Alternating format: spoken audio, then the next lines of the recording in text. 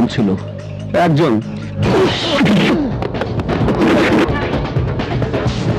কতজন সেই ঘটনা দেখেছিল? ব্যাস কলেজের সবাই।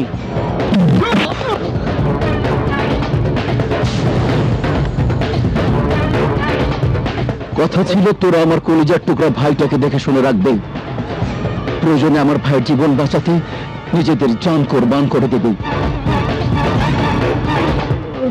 কিন্তু তা না করে আমার ভাইটাকে হাসপাতালে পাঠিয়ে তোরা আমার মান সম্মান সব মাটির সাথে মিশিয়ে দিয়েছিস, তাই না জসিম?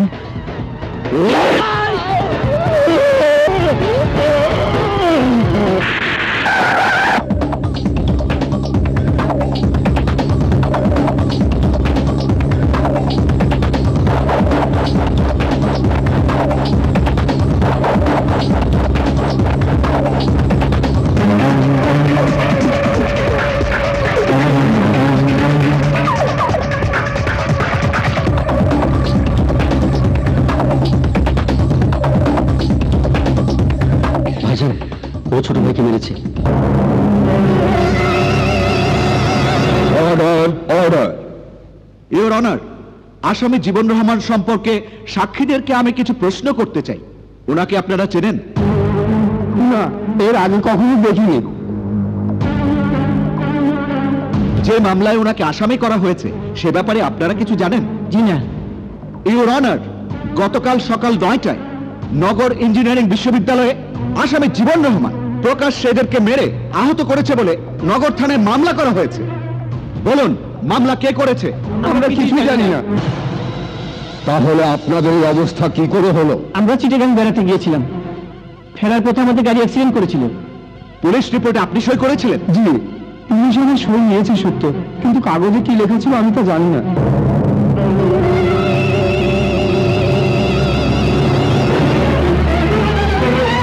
সাক্ষীদের সাক্ষ্য প্রমাণের ভিত্তিতে আসামির বিরুদ্ধে আনিত অভিযোগ সম্পূর্ণ মিথ্যা ও বানোয়াট প্রমাণিত হওয়ায় আসামি জীবন রহমানকে বেকসুর খালাসের নির্দেশ দিচ্ছে।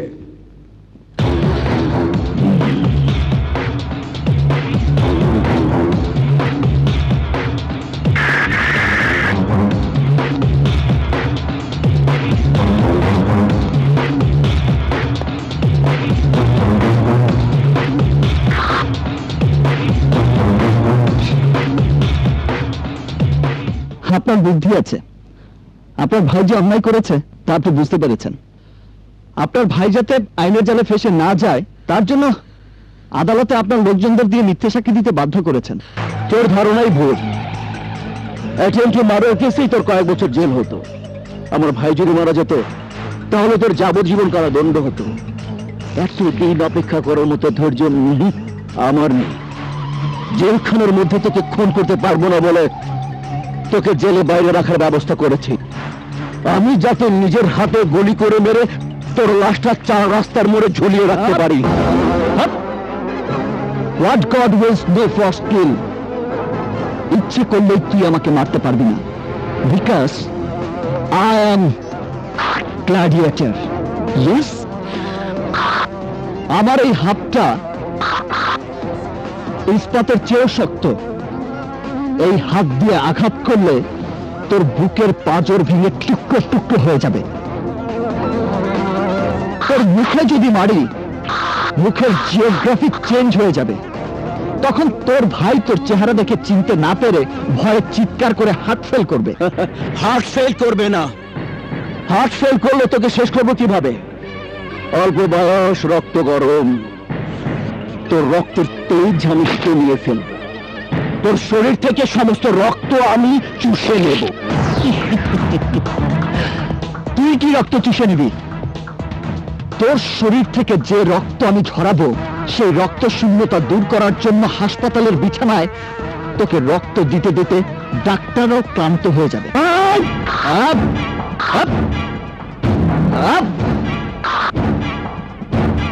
আমার আঙ্গুলটা ধরে দেখ, সত্যি বলেছি না মিথ্যে বলেছি? পিছিয়ে গেলি কেন? যাকে ছুঁয়ে দেখতে এত ভয় তার বুকে তুই গুলি চালাবি কি করে?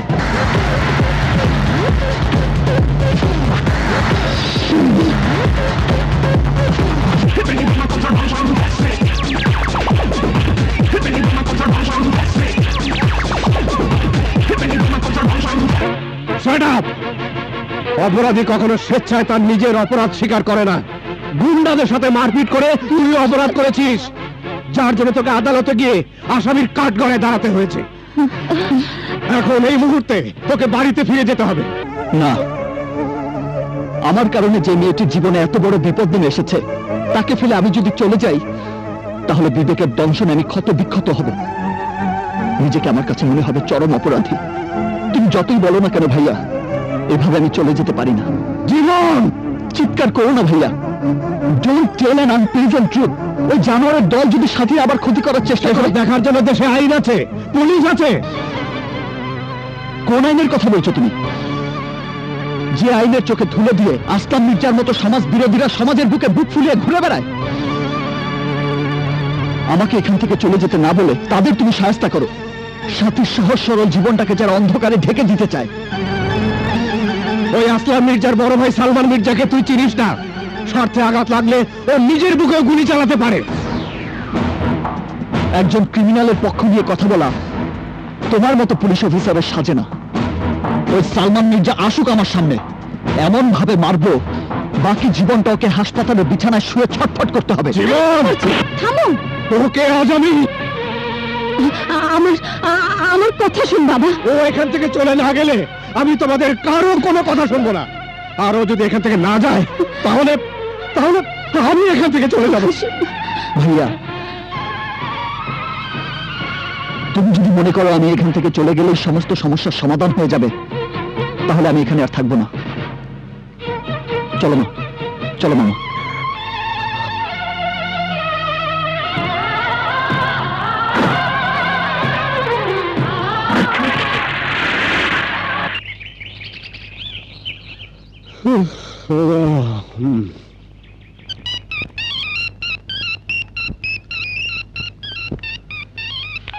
হ্যালো, রায়হান।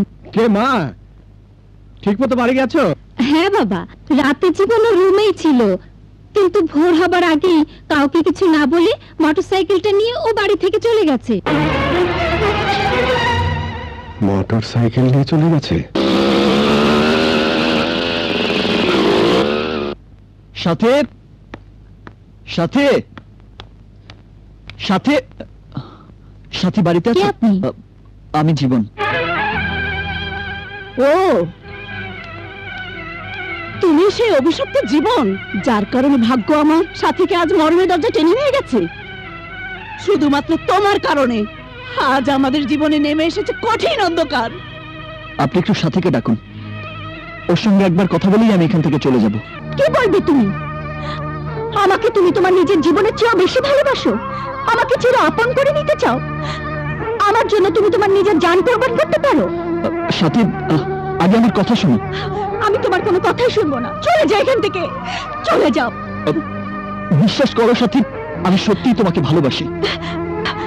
কিন্তু আমি তো তোমাকে ভালোবাসি না। তবু কেন তুমি বারবার আমাকে ভালোবাসার কথা বলো? আমার মায়ের আশা পূরণ করার জন্য, তার স্বপ্ন পূরণ করার জন্য। তোমার সঙ্গে একদিন আমার বিয়ের কথা হয়েছিল। তোমার ছবি দেখে আমার মা তোমাকে তার পুত্রবধূ করার স্বপ্ন দেখেছিল, কিন্তু বিয়ের সময় বাঁচবার আগেই তোমার জীবনে সেদিন বেজে উঠেছিল তোমার ভাই হারানোর বেদনার সুর।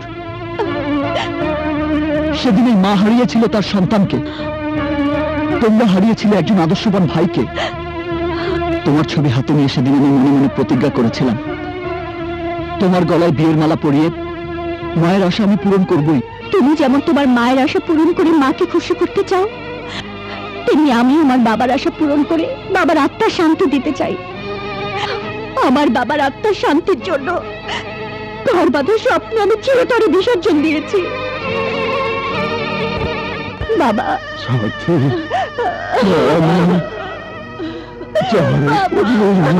ছিল এই সংসার, তোর সেই ভাইকে খুনিরা বাঁচতে দেয়নি। আমি চলে যাচ্ছি মা। যাওয়ার সময় তোকে অকুল সাগর ভাসিয়ে দিয়ে যাচ্ছি রে মা। চিকিৎসার টাকা, তোর লেখাপড়ার